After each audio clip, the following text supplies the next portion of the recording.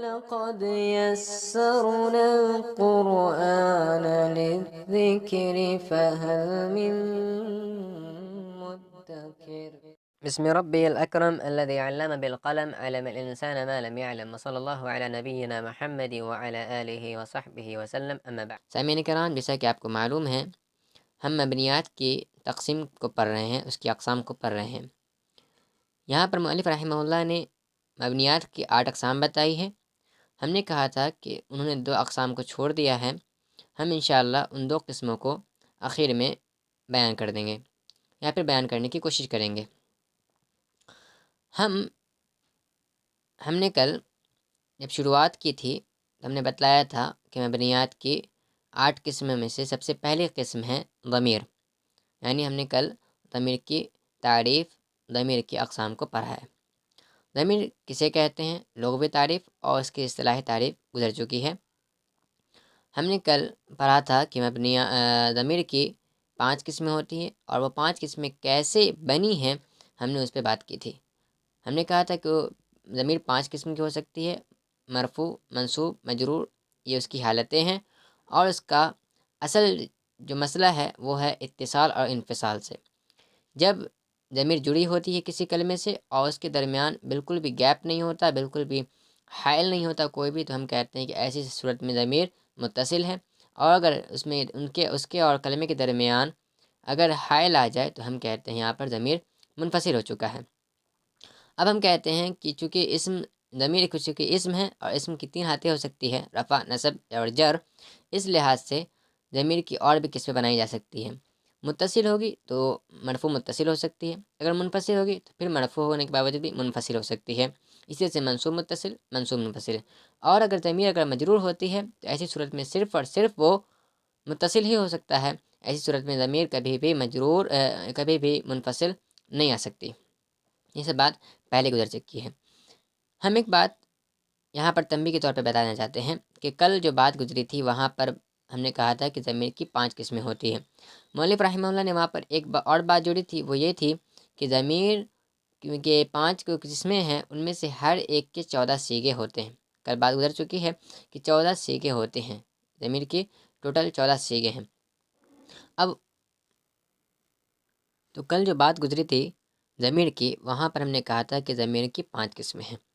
یہاں پر غور کرنے کی بات ہے کہ مؤلف رحمہ اللہ نے بیان کیا کہ ہر ضمیر کی 5 قسموں میں سے ہر ایک کے 14 صیغے ہو سکتے ہیں، ہر ایک کے 14 صیغے ہوتے ہیں۔ ٹوٹل ضمیر کتنے ہو گئے؟ 70 ضمیر ہو گئے۔ ان میں سے اصل کیا ہے؟ تو اصل یہ ہے انا انت ہوا، باقی جو کہلائیں گے وہ سب کیا کہلائیں گے؟ فرع کہلائیں گے۔ یعنی انا انت ہوا، یعنی ضمیر صرف 3 چیزوں پہ دلالت کر سکتے ہیں، وہ یا تو اس بات پہ دلالت کرتے ہیں کہ وہ کوئی بول رہا ہے یعنی متکلم پہ، یا پھر مخاطب پہ، یا پھر غائب پہ، یہ اس لیے اس کو اصل کہتے ہیں۔ باقی جو بچ جاتے ہیں ان سے فرع کہتے ہیں، فرع، انہیں باقی کو فرع کہا جاتا ہے کیونکہ وہ شاخیں ہیں اس کے بعد سے، ٹھیک ہے۔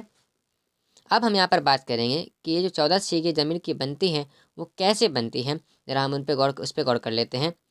اس کے لیے ہمیں تھوڑا اس پہ لکھنا ہوگا۔ تو ہم بات کر رہے تھے کہ ضمیر کی 14 صیغے ہو سکتے ہیں، ان 14 صیغوں کو بناتے کیسے ہیں، وہ 14 صیغے بٹتے کیسے ہیں، بنتے کیسے ہیں، ہم اس پہ ذرا بات کر لیتے ہیں۔ یاد رکھیے کہ ضمیر چونکہ اسم ہے، اسم یا تو مذکر ہو سکتا ہے، یا تو مذکر ہو سکتا ہے، یا پھر مؤنث، یا پھر وہ ضمیر مؤنث ہو سکتی ہے، ٹھیک ہے۔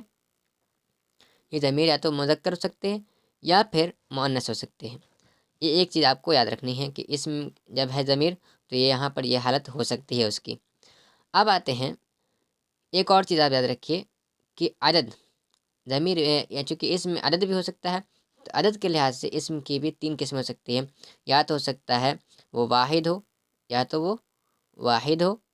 یا پھر تثنیہ ہو، اس کی بات پہلے بھی گزر چکی ہے اسم کی علامت میں، یا پھر تثنیہ ہو، یا پھر وہ جمع ہو، یا تو اسم مذکر یا مؤنث ہوگا، یا واحد، تثنیہ اور جمع ہوگا، ٹھیک ہے۔ اور آپ نے کل تو جانا ہی ہے کہ پرسن جسے کہتے ہیں ہم، اس لحاظ سے ضمیر کی 3 قسمیں ہوتی ہے، کون کون؟ متکلم، مخاطب اور غائب۔ یہ مذکر کی ہم اگر بات کریں تو مذکر میں بھی اس کی 3 قسمیں ہوگی، وہ کون کون؟ واحد، اسی طرح سے تثنیہ، اور اسی طرح سے جمع۔